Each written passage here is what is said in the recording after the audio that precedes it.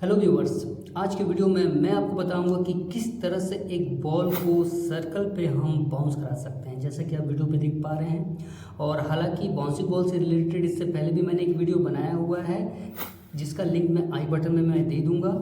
और उससे रिलेटेड जो फाइलें हैं और कोडिंग है आपको इस वीडियो के डिस्क्रिप्शन में मिल जाएगा।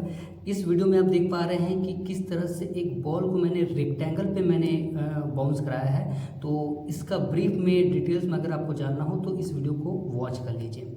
फिलहाल तो आज के वीडियो में मैं आपको बताऊंगा कि किस तरह से हम सर्कल पे एक बॉल को बाउंस कराएंगे। इससे रिलेटेड क्या रिक्वायरमेंट है, क्या कोडिंग है, मैं आपको पूरे वीडियो में एक्सप्लेन करूंगा। फिलहाल तो इस क्लास को शुरू करने से पहले मैं अपने आप को इंट्रोड्यूस कर दूं कि मेरा नाम है सौमित्र देवनाथ और आप सभी देखने वालों का मेरे चैनल ग्रो योर नॉलेज में स्वागत करता हूं, जिसमें मैं आपके लिए कोडिंग से रिलेटेड एक्सपेरिमेंटल वीडियोस लाता रहता हूं, जो कि आपके कोडिंग नॉलेज को ग्रो करने में ज़रूर हेल्प करेगा। तो इसलिए दोस्तों जल्दी से सब्सक्राइब कर दीजिए और मेरे वीडियोज़ को वॉच कीजिए। आपको ज़रूर मेरे कोडिंग के थ्रू ज़रूर कुछ ना कुछ हेल्प मिलेगा। तो देरी न करते हुए चलो दोस्तों आज की क्लास को स्टार्ट करते हैं। चलिए दोस्तों फाइल को आप ओपन करते हैं। फाइल ये मैंने ओपन कर लिया है और स्क्रीन पे जो आप इंटरफेस देख पा रहे हैं, एक सर्कल बना हुआ है और सेंटर पे एक बॉल है। अब मैं इसे स्टार्ट करता हूँ। जैसे ही मैंने प्रोग्राम को स्टार्ट किया, आप देख पा रहे हैं कि सर्कल के अंदर आपका बॉल जो है वो आपका बाउंस हो रहा है और ये इस सर्कल के एज तक जैसे ही ये पहुंच रहा है, वहाँ से वो वापस अपने डायरेक्शन को चेंज करते हुए अपने मूवमेंट को आगे कंटिन्यूअसली रख रहा है। तो कॉन्सेप्ट हमारा क्लियर है कि एक सर्कल है, सर्कल के अंदर बॉल को हमें बाउंस कराना है और बॉल जो है इस सर्कल के अंदर ही बाउंस होना चाहिए, सर्कल के बाहर वो बाउंस ना हो। ठीक है, कॉन्सेप्ट के बाद अब मैं आपको बताऊंगा कि इसके लिए रिक्वायरमेंट क्या है। तो इससे प्रोग्राम को मैं थोड़ा ऑफ करता हूँ। इसकी रिक्वायरमेंट के बारे में बात कर लेते हैं दोस्तों। रिक्वायरमेंट क्या है? सबसे पहला जो रिक्वायरमेंट है, बॉल मूव फॉरवर्ड, बॉल आगे की ओर हमें मूव कराना है। ठीक है। सेकंड रिक्वायरमेंट है एज ट्रैक, हमें बॉल मूव कराते साथ साथ एज को भी ट्रेस आउट करते रहना है कि बॉल एज तक पहुंचे या नहीं। थर्ड रिक्वायरमेंट क्या है? बॉल मूव बैकवर्ड, जैसे ही बॉल एज तक पहुंचे तो बॉल उस एज से आगे ना बढ़ के अपने डायरेक्शन को चेंज करे और अपने मूवमेंट को आगे की ओर कंटिन्यूअसली रखे। ठीक है। और अब बात करेंगे कि हम इसके लिए क्या कैलकुलेशन इस्तेमाल करेंगे। तो सबसे पहला बॉल मूव फॉरवर्ड के लिए जो कैलकुलेशन होगा, हम एक्स और वाई वैल्यू पे नंबर इंक्रीज करेंगे। नंबर इंक्रीज करने से बॉल आगे की ओर मूव करेगा। ठीक है। सेकेंड हमारा एज ट्रैक करने के लिए हम रेडियस कैलकुलेशन का इस्तेमाल करेंगे। थर्ड अपना बॉल मूव बैकवर्ड, इसके लिए जो कैलकुलेशन होगा वो होगा कि एक्स और वाई वैल्यू पे हम नंबर वैल्यू को डिक्रीज करेंगे। वो रहेगा सिचुएशन के हिसाब से हम वैल्यू को डिक्रीज करेंगे। ठीक है। और अब मैं बताऊंगा कि इसके लिए क्या फॉर्मूले का इस्तेमाल हम करेंगे। सबसे पहला जो कि बॉल मूव फॉरवर्ड के लिए हम फॉर्मूले का जो इस्तेमाल करेंगे वो है एक्स और वाई पे मैं वैल्यू ऐड करूँगा 0.1 से। 0.1 एक्चुअली दोस्तों ये एक स्टैंडर्ड स्पीड रहेगा बॉल के लिए, तो मैं 0.1 से एक्स और वाई वैल्यू पे नंबर इंक्रीज करूँगा। ठीक है। सेकेंड है अपना एज ट्रैक करने के लिए मैं रेडियस का कैलकुलेशन का इस्तेमाल करूँगा, जिसके थ्रू मैं सर्कल के एज को मैं ट्रेस आउट करूँगा। इसके बारे में मैं ब्रीफली और आगे अभी बताने वाला हूँ आपको। थर्ड है अपना बॉल मूव बैकवर्ड, इसके लिए मैं एक्स और वाई वैल्यू पे स्पीड का कैलकुलेशन में करूँगा, स्पीड को माइनस करूँगा अकॉर्डिंग टू सिचुएशन के हिसाब से मैं स्पीड को कैलकुलेट करूँगा। ठीक है। तो रिक्वायरमेंट हमारे क्लियर है। नेक्स्ट मैं आपको थोड़ा सा सर्कल के बारे में एक्सप्लेन कर दूँ। ये एक सर्कल है दोस्तों, सर्कल रेडियस से मिल के बना होता है और ये 360 डिग्री एंगल पे रोटेट है, यानी 0 to 90, 180, 270, 360, यानी 0 से लेकर 360 डिग्री पे ये रोटेट है। ठीक है। और हर सर्कल का अपना एक सेंटर पॉइंट होता है, जिसे मैं नाम ए दे देता हूँ और उसका कोऑर्डिनेट्स का नाम मैं एच और के से इंडिकेट कर देता हूँ। ठीक है।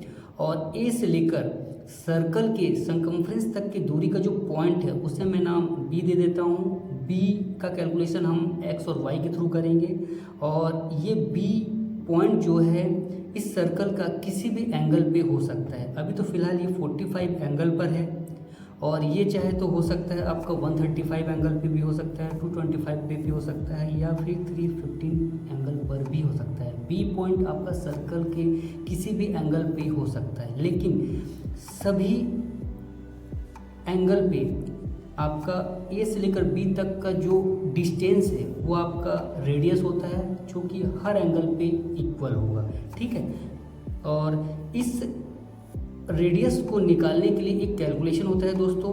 मैथमेटिकली हम अगर इस रेडियस को, किसी भी सर्कल का एक रेडियस निकालना चाहेंगे तो उसका कैलकुलेशन यहाँ पे आप देख सकते हैं। जैसे कि मैंने दिया है कि सेंटर ऑफ सर्कल का जो कैलकुलेशन है आप नीचे देख पा रहे हैं। यहाँ पे आपका रेडियस निकालने के लिए मैंने एक्स वाई से कैलकुलेट किया है एच के कैलकुलेशन को। ठीक है, तो इसके थ्रू हम रेडियस निकाल सकते हैं। किसी भी सर्कल का रेडियस निकालने का कैलकुलेशन हमारा ये दिया हुआ है, और इस कैलकुलेशन का इस्तेमाल करके ही मैं एक सर्कल के एज को मैं ट्रेस आउट करूँगा। ठीक है, और इसके बाद मैं थोड़ा सा सर्कल के कोऑर्डिनेट्स के बारे में भी आपको मैं बता दूं दोस्तों, वो भी ज़रूरी है जानना। तो कोऑर्डिनेट्स के बारे में, रूल्स के बारे में मैं आपको थोड़ा सा एक समझा देता हूँ, जो कि मेरे प्रोग्राम के हिसाब से रिक्वायर्ड है। सबसे पहले ये एक सर्कल है दोस्तों। सर्कल जो कि आपका एक्स और वाई, इसका भी अपना एक एक्स और वाई एक्सिस होता है दोस्तों, और सर्कल भी 4 सेक्शन में डिवाइड होता है। पहला जो सेक्शन है जिसे हम क्वाड्रेंट 1 कहते हैं, क्वाड्रेंट 1 पे आपका एक्स और वाई की जो वैल्यू है दोस्तों वो पॉजिटिव रहेगा। क्वाड्रेंट 2 पे एक्स की वैल्यू नेगेटिव होगा लेकिन वाई की वैल्यू पॉजिटिव होगा। क्वाड्रेंट 3 पे आपका जो एक्स और वाई की वैल्यू है वो नेगेटिव होगा, और क्वाड्रेंट 4 पे हमारा एक्स की वैल्यू पॉजिटिव होगा और वाई की वैल्यू नेगेटिव होगा। तो इस तरह से क्वाड्रेंट में आपके 4 सेक्शन में, चारों क्वाड्रेंट का में जो एक्स और वाई की वैल्यू है वो अलग अलग है, जिसका कैलकुलेशन के थ्रू ही मैं इस प्रोग्राम को अब आगे बनाऊंगा। तो चलिए दोस्तों, मैं अब आपको आगे इसके कोड के बारे में मैं थोड़ा एक्सप्लेन कर दूँ।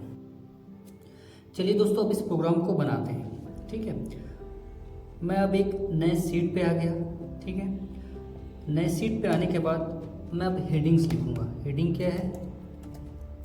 पहला हेडिंग मैंने एंगल लिखा, सेकेंड एक्स, थर्ड वाई, फिर से मैं एक्स दे देता हूँ, फिर वाई दे देता हूँ, और रेडियस भी साथ में मैं लिख लेता हूँ। ठीक है, एंगल पे मैं सबसे पहले वैल्यू 0 लूँगा, और बाकी नेक्स्ट जो सेल है उस पर मैं प्लस करते जाऊँगा +1 से।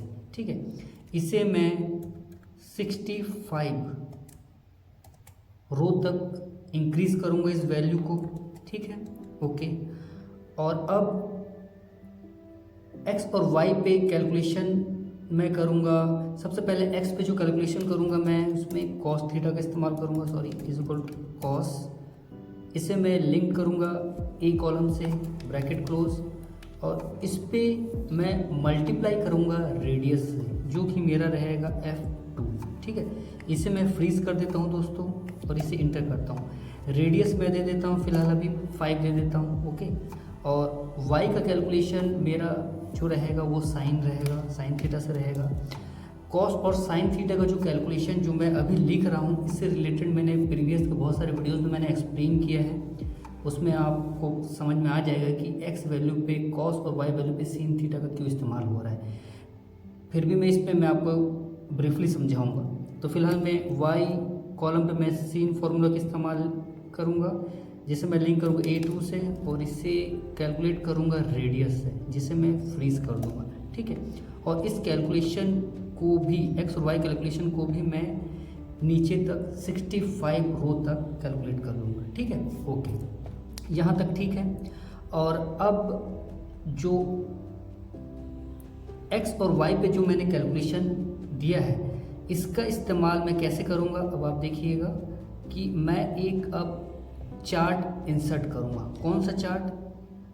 आपका चार्ट रहेगा scatter with smooth lines and markers. देखिए यहाँ जो मार्कर भी है प्लस आपका जो लाइन है वो कर्व शेप में बना हुआ है, तो मैं इस चार्ट का इस्तेमाल करूँगा। इसे थोड़ा सा बड़ा कर लेते हैं दोस्तों, ठीक है, इसे थोड़ा सा साइड कर लेते हैं। ओके, अब इस पे मैं डेटा ऐड कर लेता हूँ। ओके, 4 डेटा रेंज मुझे नहीं चाहिए, मैं सीरीज़ ऐड कर लेता हूँ। पहला जो सीरीज़ का नाम रहेगा वो रहेगा सर्कल। ओके, सर्कल रहेगा जिसमें एक्स की जो वैल्यू रहेगा मेरा बी कॉलम रहेगा, जिसमें कि मेरा एक्स की वैल्यू है। इसे मैं नीचे तक सेलेक्ट कर लेता हूँ, 65 रो तक है मेरा। इसे कॉपी करके मैं वी कर देता हूँ और यहाँ पे मैं सी से कनेक्ट कर देता हूँ इसे। ओके, यानी कि मेरा जो सर्कल का जो एक्स वैल्यू है वो बी कॉलम से रिलेटेड है और वाई वैल्यू है मेरा सी कॉलम से रिलेटेड है। इसकी वैल्यू के बेस पर ही मेरा जो सर्कल है वो बनेगा। ठीक है, हेडिंग्स की मुझे रिक्वायर्ड नहीं है, टॉप हेडिंग भी हटा देता हूँ, लाइंस भी हटा देता हूँ। ठीक है, इसकी स्केलिंग को थोड़ा मैं अपडेट कर देता हूँ। सबसे पहला जो मेरा है वाई स्केलिंग, इससे मैं एडिट कर लेता हूँ। ये रहेगा मेरा -6 से लेकर 6 तक और डिफरेंस रहेगा मेरा 1 का। ओके, ये मेरा वाई एक्सिस है और ये मेरा एक्स एक्सिस भी मैं कैलकुलेट कर लेता हूँ। ये मेरा रहेगा -6 सेम रहेगा, मैक्सिमम मेरा 6 रहेगा और जो डिफरेंस रहेगा वो 1 रहेगा। ओके, इसे मैं क्लोज करता हूँ। ओके, ठीक है, यह ध्यान दीजिए दोस्तों कि मेरा जो सर्कल है वो अभी कंप्लीट नहीं हुआ। क्यों नहीं हुआ? क्योंकि वापस में सेलेक्ट डेटा में जाता हूँ और सर्कल के रेंज को एक बार चेक करता हूँ। यहाँ देखिए दोस्तों, सर्कल का जो पहला जो एक्स वैल्यू है 6 तक ही है, एक्चुअली 65 तक होना चाहिए। और इसे मैं अब ओके करता हूँ। ओके करने के बाद अब आप देखिएगा कि जो सर्कल है अब कंप्लीटली बन चुका है। ठीक है, ये मेरा कैलकुलेशन है कि 65 रो तक लेने से ये कंप्लीट एक सर्कल मेरा बन जाएगा। ये मेरा कैलकुलेशन है जिसे मैंने प्रीवियस के बहुत सारे वीडियोस में मैंने एक्सप्लेन किया है। फिलहाल तो अभी इसमें जो मार्कर दिख रहा है, इन मार्कर की रिक्वायरमेंट नहीं है मुझे, तो मार्कर को मैं नन करूँगा। ओके, क्लोज करूँगा। ठीक है, और जो बॉर्डर है वो मेरा थोड़ा थिक करना चाहता हूँ, तो थिक करने के लिए शॉर्टकट मेरा तरीका ये है कि मैं जो पॉइंट 1 से कैलकुलेट कर रहा हूँ इसे मैं पॉइंट 2 से कैलकुलेट कर दूँ। देखिएगा कि मेरा बॉर्डर थोड़ा सा थिक हो गया। अगर मैं 3 लेता हूँ तो क्या होता है देखते हैं, थोड़ा और थिक होगा क्या? यस, पॉइंट 3 पे भी ये थोड़ा सा और थिक हो चुका है। ठीक है, यानी कि सर्कल के ऊपर सर्कल एक बना है जिसकी वजह से थिक हो गया थोड़ा सा। ठीक है, ओके, सर्कल यहाँ रेडी हो गया है। अब बगल में आप देखेंगे कि एक और एक्स और वाई की वैल्यू के लिए भी मैंने कॉलम दिया हुआ है। इस वैल्यू पर भी, यहाँ पर भी मैं कुछ वैल्यू इंडिकेट करूँगा जो कि मेरा रहेगा बॉल के लिए। सपोज डेट मैं इसमें दे देता हूँ 1/1 दे देता हूँ। ठीक है, और इस पे इसके लिए भी मैं एक नया सीरीज ऐड करूँगा और इसका नाम दे देता हूँ बॉल। ठीक है, इसे लिंक करूँगा मैं B2 से और सेकेंड आपका वाई एक्सिस रहेगा E2 से लिंक रहेगा। ओके, इसे मैं ओके करता हूँ और ये ओके।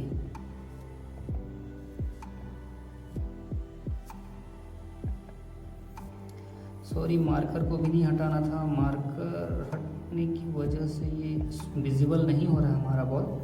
तो एक काम करते हैं, सबसे पहले मार्कर को ले आते हैं। Marker option, bold. ठीक है, मार्कर में मैं सर्कल पहले ले लेता हूँ, देखते हैं हमारा 1/1 वाला आया है क्या, नहीं दिख रहा है। Marker option, 1 minute, marker layout, design, change chart type. Okay, ये देखिए मार्कर मेरा विजिबल हो गया है। ठीक है, ये जो मार्कर है सर्कल का ये मार्कर मैं हटा देता हूँ, इसकी रिक्वायरमेंट नहीं है मुझे। ओके, और ये जो मार्कर है ये मैं सर्कल ले लेता हूँ और इसका साइज को थोड़ा सा इंक्रीज कर देता हूँ, 10 कर देते हैं। ओके, ठीक है। ओके, अब आप देखेंगे कि बी और सी कैलकुलेशन के थ्रू मेरा ये सर्कल बना है जो कि 0 to 360 एंगल पे ये रोटेट है, ठीक है। डी और ई कॉलम पे मैंने एक्स और वाई कैलकुलेशन लिया है जिसके थ्रू आपका बॉल का मूवमेंट हम मूव करेंगे, ठीक है। अब इस बॉल का मूवमेंट के लिए जैसे कि सिंपल सा मैंने बताया कि एक्स और वाई पे मैं जैसे ही नंबर इंक्रीज़ करूँगा, वैल्यू इंक्रीज़ करूँगा, आपका बॉल आगे के मूव करेगा। सपोज जैसे मैं 2 लेता हूँ तो एक्स एक्सिस पे जैसे ही ये 2 गया तो आप बॉल आपका 2 एंगल पे हो गया, एक्स और वाई के अकॉर्डिंगली आपका 2/1 पे ये सेट हो गया, ठीक है। ओके, और रेडियस का कैलकुलेशन का इस्तेमाल भी मैं इसलिए कर रहा हूँ कि अगर रेडियस कम मैं करूँ, अगर रेडियस में कम भी करता हूँ तो भी मेरा बॉल का मूवमेंट में कोई चेंजेस ना हो, वो अपना रेडियस के कैलकुलेशन के अकॉर्डिंगली हमारा जो बॉल है वो मूव करे, ठीक है। ताकि प्रोग्राम जब रन हो उस वक्त मैं अगर सर्कल के साइज़ को डिक्रीज या इंक्रीज करूँ तो उसके अकॉर्डिंगली बॉल कैलकुलेट करके अपना मूवमेंट को कंटिन्यूअस रखें, ठीक है। ओके, यहाँ तक तो ठीक है दोस्तों कि हमने एक सर्कल बना लिया और उस पर बॉल भी बना लिया, यानी हमारा एक इस प्रोग्राम का जो स्ट्रक्चर है वो हमने रेडी कर लिया। अब हम इस पर कोड अप्लाई करेंगे।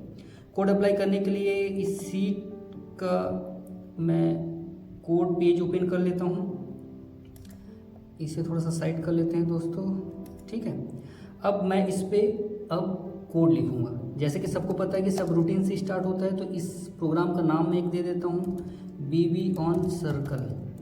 ओके, ठीक है।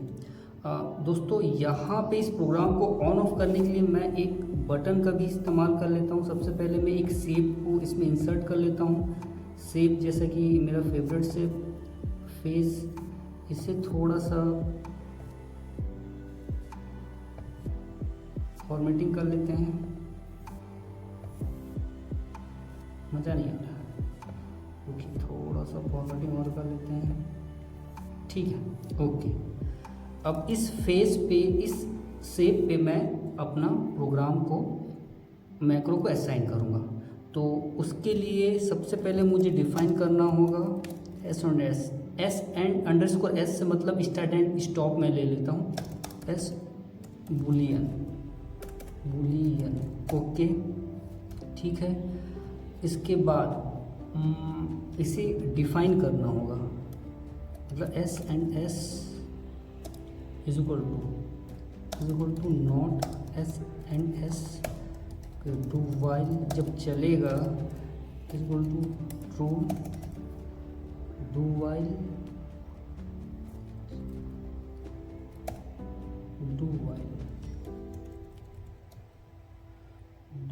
होगा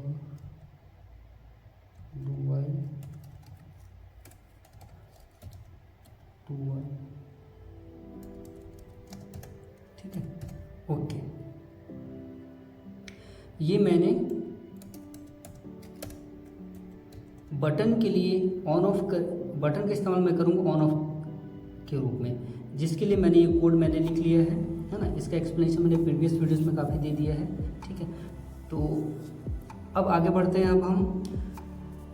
अब हमें क्या करना है कि इसके लॉजिक की बात कर लेते हैं। क्या लॉजिक है?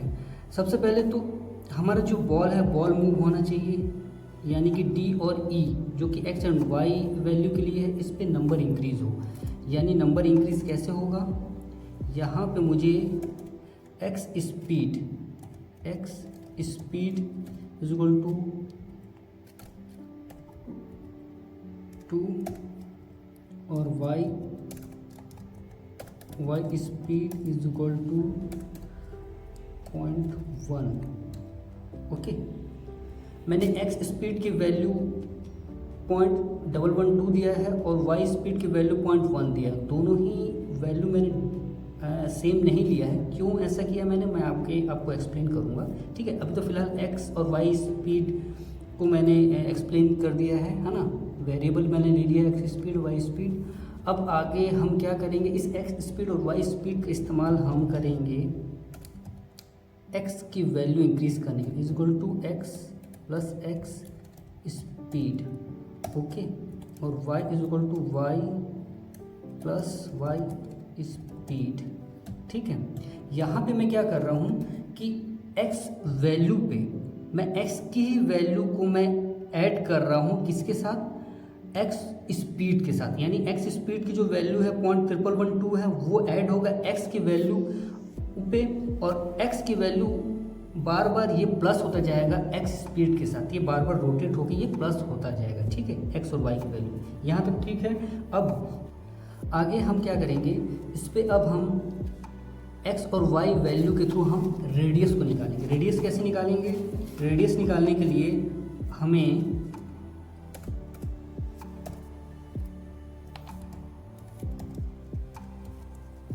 जैसे कि मैंने इससे पहले एक्सप्लेन किया था, रेडियस निकालने के लिए जो कैलकुलेशन है वो है अपना, इससे सबसे पहले मैं यहाँ आपको समझाता हूँ सीट पे हम किस तरह से रेडियस का कैलकुलेशन करेंगे हम एज को ट्रैक करने के लिए, है ना। कैसे करेंगे, जैसे मैंने बताया था, फॉर्मूला लिख लेता हूँ दोस्तों। ये फॉर्मूला मैंने पहले ही आपको बताया है रेडियस निकालने के लिए। अब इस फॉर्मूला के थ्रू मैं अब एक्सेल सीट में इसे कैसे अप्लाई करूँ उसे अब देखिए। इज इक्वल टू, सबसे पहले है bracket start, okay, x minus H. x क्या है हमारा, x और y हमारा ये बॉल की वैल्यू है, x और y, यानी कि x हमारा d2 है, माइनस h क्या है, मैंने पहले ही बताया था कि h और k हमारा a कोऑर्डिनेट्स यानी कि हमारा सेंटर पॉइंट है। तो a कोऑर्डिनेट्स है हमारा h और k, यानी हमारा सेंटर पॉइंट क्या है, h 0/0 है, यानी कि 0 है। ठीक है, ब्रैकेट क्लोज, और स्क्वायर 2 के लिए हम स्क्वायर 2 लिख लेते हैं, plus bracket start y value हमारा e2 है, माइनस k क्या है, सेंटर पॉइंट 0/0 पे सेट है, तो यानी ये भी 0 होगा, ब्रैकेट क्लोज और स्क्वायर, और ये आपका पूरा फॉर्मूला स्क्वायर रूट पे होगा, यानी कि स्क्वायर रूट,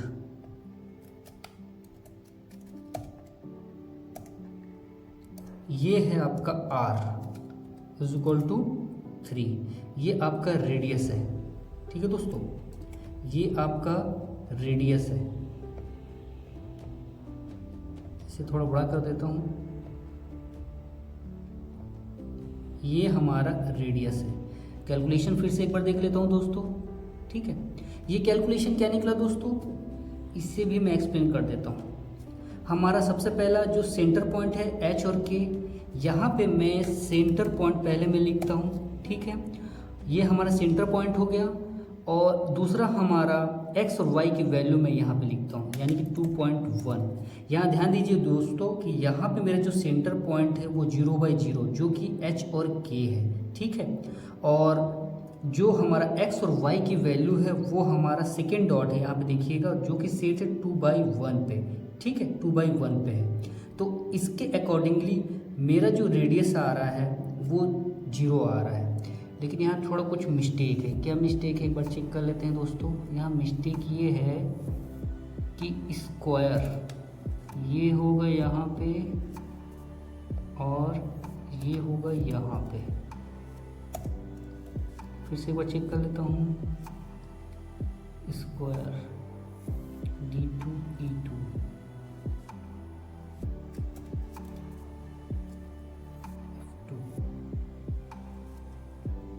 सॉरी, ये हमारा 0 मैंने जो दिया था दोस्तों, इसे चलिए मैं यहाँ से कनेक्ट भी कर देता हूँ, कोई दिक्कत नहीं है, इसे भी मैं कनेक्ट कर देता हूँ यहाँ से। ठीक है, अब हमारा रेडियस सही आया है। 2.236, ठीक है। लेकिन एक्चुअल में हमारा रेडियस क्या है, हमारा 6 है। ध्यान दीजिए दोस्तों, मैं क्या लॉजिक इस्तेमाल करना चाह रहा हूँ। मैं चाह रहा हूँ कि ये हमारा जो बी है, सेंटर पॉइंट हमारा ए है और ये बी एक्चुअली मैं बॉल को इंडिकेट कर रहा हूँ दोस्तों। ये हमारा बॉल जो है ये हमारा बी पॉइंट है, और ये बी पॉइंट जहाँ जहाँ जाएगा हमारा रेडियस कैलकुलेट होगा। और बी तब तक कैलकुलेट होता जाएगा जब तक कि ये एज तक ना पहुँच जाए।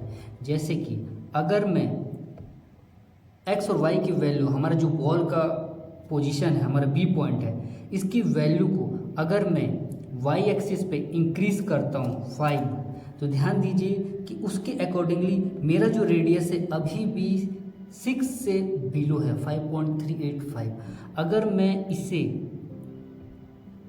6 करूँ, अब ध्यान, हम जो रेडियस है वो 6 से अबव चला गया। देखिए ध्यान दीजिए, तो मैं लॉजिक इसे ही अपनाऊंगा कि मेरा बॉल सर्कल पे है या नहीं, मैं उसे ट्रैक करूंगा रेडियस के कैलकुलेशन के थ्रू, जो कि हमारा ही मैंने बताया।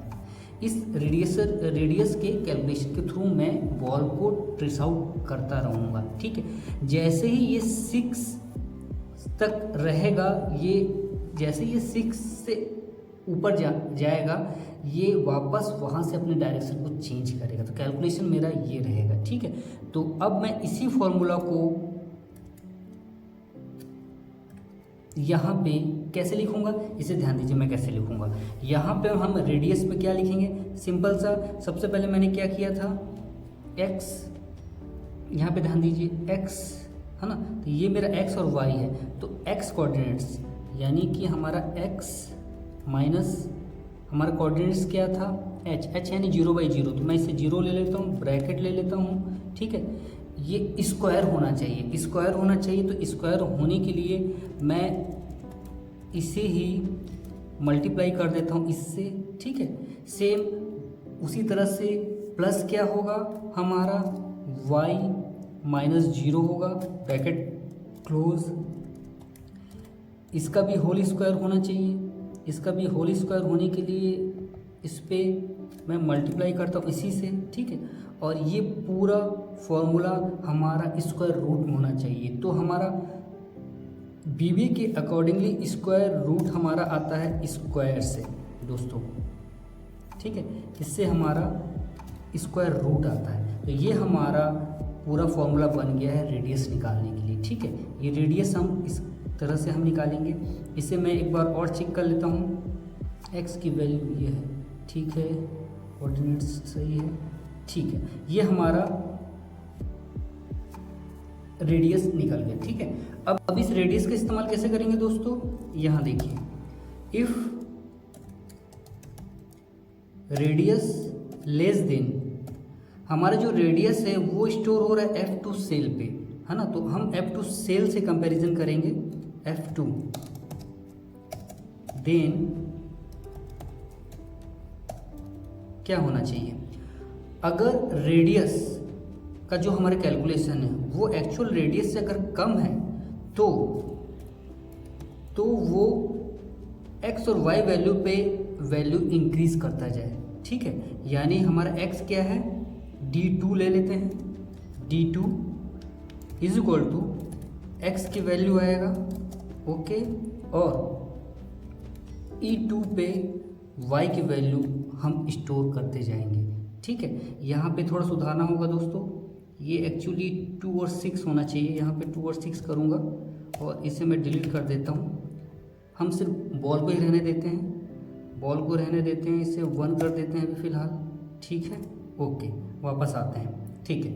अगर रेडियस एक्चुअल रेडियस से, हमारा जो एक्चुअल रेडियस है उससे अगर कम है तो वो इंक्रीज़ करता जाए, अदरवाइज नहीं तो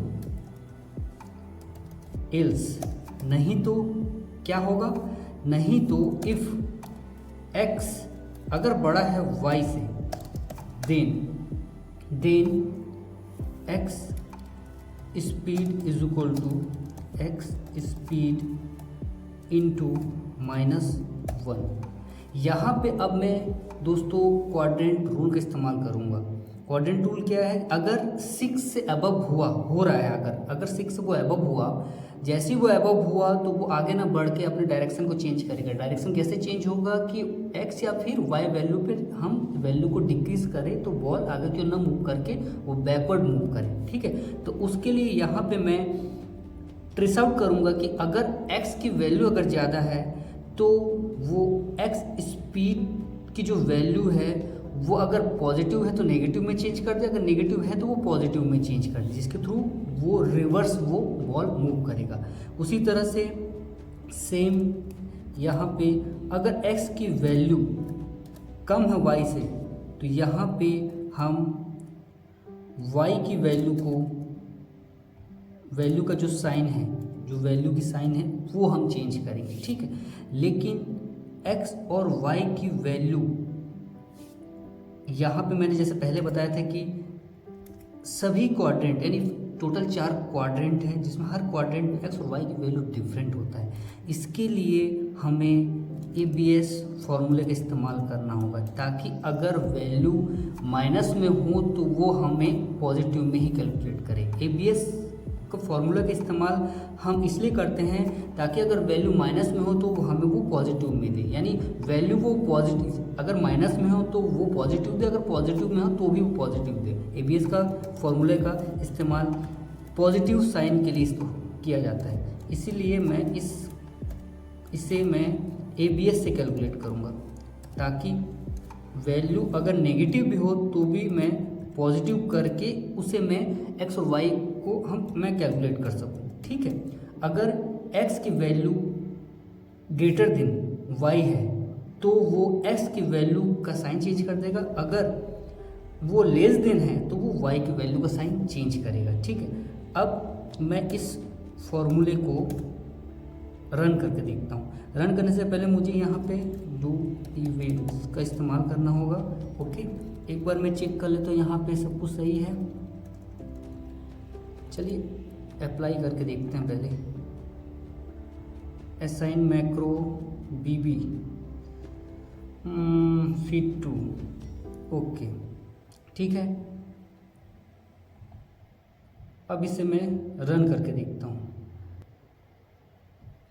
यहाँ पे के कहाँ से आ गया भाई, के का तो कोई रूल था नहीं यहाँ पे।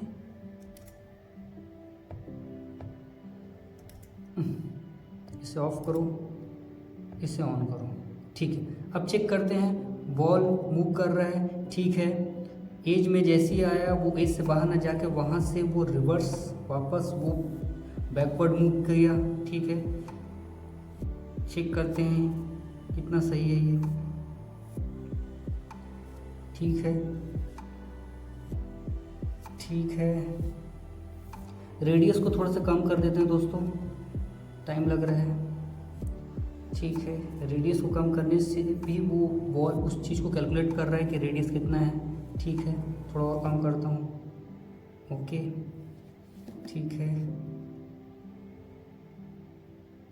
ठीक है।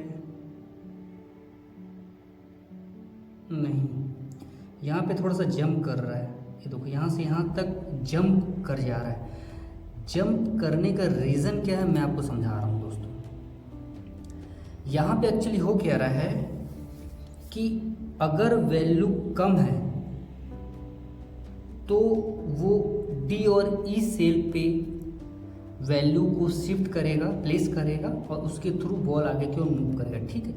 अगर वैल्यू 6 से ज़्यादा है तो वो एल्स कंडीशन की ओर जंप करेगा और सिर्फ वो x और y स्पीड के साइन को चेंज करेगा। और यहाँ पे वो कुछ वैल्यू को चेंज नहीं कर रहा है, यहाँ पे साइन को चेंज कर रहा है। साइन चेंज होने की वजह से यहाँ पे वैल्यू जो है कैलकुलेट होते होते होते जब तक वो रेडियस 6 तक ना आ जाए तब तक हमारा इफ़ कंडीशन का पहला जो स्टेटमेंट जो सही है उस पर वो इंटर नहीं कर पा रहा है, ठीक है। जिसकी वजह से जब तक वो इंटर कर रहा है उस पर तब तक वैल्यू काफ़ी चेंज हो जा रहा है, इसलिए बॉल ऐसा लग रहा है कि जंप हो जा रहा है। तो इस कैलकुलेशन को सही करने के लिए मुझे यहाँ पे actually x is equal to D2 minus 0.5 1 से कैलकुलेट मुझे करना होगा, ठीक है।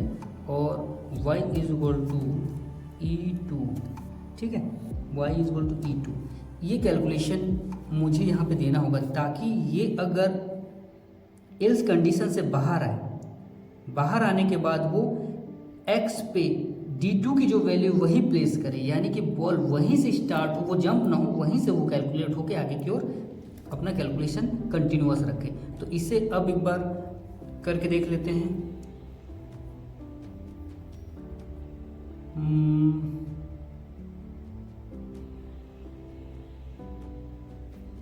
नहीं, कैलकुलेशन यहाँ पे 0.0 से करो, माइनस वो 0.1 ना करें, काफ़ी कम हो जाएगा फिर। अब करते हैं, हाँ ठीक है, ठीक है, ठीक है, ठीक है। रेडियस भी आप चेक कर सकते हैं दोस्तों कि वो 3 से अबव नहीं जाएगा, जैसे ही 3 से अबव जाएगा वो अपना रिवर्स मूव करेगा, ठीक है, ठीक है, ओके। हमारा कोड अब परफेक्टली वर्क कर रहा है, ठीक है। तो कोड को मैं फिर से एक्सप्लेन कर देता हूँ दोस्तों। सबसे पहले मैंने डेटा टाइप बूलियन का इस्तेमाल किया है स्टार्ट और स्टॉप बटन के लिए, और इसका इस्तेमाल मैं यहाँ पे कर रहा हूँ। स्टार्ट और स्टॉप बटन का इस्तेमाल मैं डू वाइल लूप में कर रहा हूँ, और यहाँ पे डू वाइल लूप ट्रू या फॉल्स रिजल्ट के थ्रू इंटर हो रहा है डू वाइल लूप में। और ट्रू और फॉल्स रिजल्ट उसे कहाँ से मिल रहा है, यहाँ पे बटन को जब मैं क्लिक कर रहा हूँ तो ट्रू, और क्लिक करने से फॉल्स रिजल्ट यहाँ से मिल रहा है ना। तो इसके थ्रू मैं प्रोग्राम को स्टॉप और स्टार्ट कर सकता हूँ, ठीक है। और टॉप में 2 वेरिएबल देख रहे हैं दोस्तों, एक्स स्पीड और वाई स्पीड, जो कि वेरिएबल में मैंने वैल्यू स्टोर किया है। एक्स स्पीड में 0.112 मैंने दिया है, और वाई स्पीड में मैंने 0.1 दिया है। जैसा कि मैंने बताया कि दोनों ही वैल्यू मैंने डिफरेंस लिया है, क्योंकि दोनों वैल्यू के डिफरेंस से बॉल जो एक कर्व शेप में, बहुत माइनर लेकिन कर्व शेप में ये बाउंस हो रहा है, न कि वो स्ट्रेट लाइन की ओर बढ़ रहा है। तो इसलिए मैंने दोनों ही वैल्यू को मैंने डिफरेंस लिया है, ठीक है। और यहाँ पे नेक्स्ट मैं एक्स और वाई वेरिएबल पे मैं वैल्यू स्टोर कर रहा हूँ एक्स स्पीड और वाई स्पीड के कैलकुलेशन के साथ। यहाँ पे एक्स की वैल्यू प्लस होते जा रहा है स्पीड के साथ, एक्स की वैल्यू और वाई की वैल्यू भी वाई स्पीड के साथ प्लस होते जा रहा है। और ये एक्स और वाई के कैलकुलेशन के थ्रू मैं रेडियस निकाल रहा हूँ। यहाँ पे दोस्तों देखिए, ध्यान दीजिएगा, जैसे कि मैंने कैलकुलेशन बताया था, वो कैलकुलेशन के थ्रू मैं यहाँ रेडियस निकाल रहा हूँ एक्स और वाई वैल्यू के थ्रू।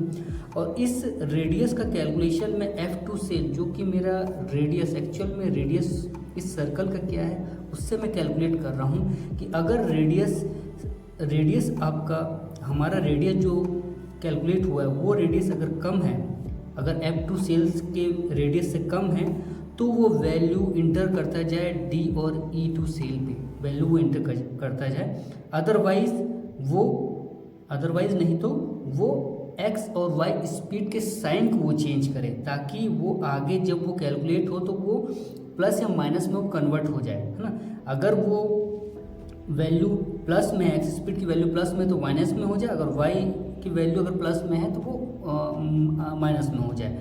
और लास्ट में मैंने यहाँ एक्स और वाई वैल्यू पे मैंने डी और E2 सेल की वैल्यू को स्टोर कर रहा हूँ, ताकि आपका जहाँ पे बॉल स्टॉप हो रहा वहीं से ही वो बॉल स्टार्ट भी हो। इसलिए इस लाइन का इम्पोर्टेंस है दोस्तों, कि जैसा मैंने बताया था कि प्रोग्राम में बीच में कहीं कहीं पे बॉल जंप हो जा रहा था, वो जंप ना हो कि वो वहीं से वो स्टार्ट होगा। तो उसके लिए ये कोड बहुत इंपॉर्टेंट है, और ये कोड आपका परफेक्टली वर्क करेगा, जैसे कि आप देख पा रहे हैं, जैसे कि यहाँ पे आप देख रहे हैं स्क्रीन पे कि आपका बॉल एकदम परफेक्टली आपका इस सर्कल के अंदर ही बाउंस हो रहा है। और यहाँ रेडियस का कैलकुलेशन भी आप देख पा रहे हैं कि आपका एक्चुअल जो रेडियस है 3 है, उससे भी अबव नहीं जा रहा है, और उस रेडियस के कैलकुलेशन के अंदर ही ये बॉल बाउंस हो रहा है और परफेक्टली। तो आई होप दोस्तों आपको ये कोड पसंद आया होगा और मेरे द्वारा दी गई जानकारी आपको अच्छी लगी होगी और मैंने जो एक्सप्लेन किया है इस सर्कल पे बॉल मूव कराने के जो कोड मैंने एक्सप्लेन किया वो आई होप आपको समझ आ गया होगा। और अगर आपको ये वीडियो पसंद आ रहा है दोस्तों तो प्लीज़ मेरे चैनल को लाइक शेयर के साथ साथ सब्सक्राइब कर दीजिए और मेरे वीडियोस को अपने दोस्तों के साथ भी शेयर कीजिए ताकि वो भी मेरी कोडिंग नॉलेज का बेनिफिट उठा सकें। और हम मिलेंगे नेक्स्ट वीडियो में कुछ नए कंटेंट्स के साथ, नए एक्सपेरिमेंटल वीडियो के साथ और उसमें भी आपको ज़रूर मैं कुछ न कुछ नए तरीके का नॉलेज मैं गेन करवाऊँगा। तो इसलिए मेरे चैनल पे बने रहिए दोस्तों और हम मिलेंगे नेक्स्ट वीडियो में किसी नए तरीके के कॉन्सेप्ट के साथ और तब तक मुझे इजाज़त दीजिए। धन्यवाद।